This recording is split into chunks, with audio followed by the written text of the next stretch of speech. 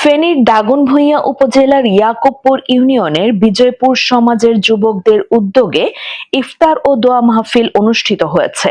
রবিবার শহরের একটি স্থানীয় চাইনিজ রেস্টুরেন্টে উৎসবমুখর পরিবেশে এই ইফতার মাহফিলের আয়োজন করা হয়।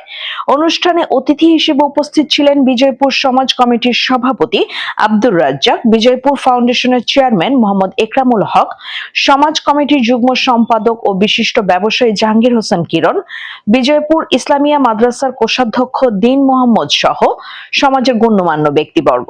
এছাড়াও মোহাম্মদ হৃদয়, মোহাম্মদ কাউসার সহ বিজয়পুর সমাজের অনেক যুবক অনুষ্ঠানে অংশগ্রহণ করেন। আয়োজকরা জানান, সমাজের তরুণদের মধ্যে পারস্পরিক ভ্রাতৃত্ববোধ, সম্প্রীতি ও সৌহার্দ্য বৃদ্ধি করার লক্ষ্যে এই ইফতার মাহফিলের আয়োজন করা হয়েছে। অনুষ্ঠানে বিজয়পুর সমাজের প্রায় অর্ধশতাধিক যুবক অংশ নেন।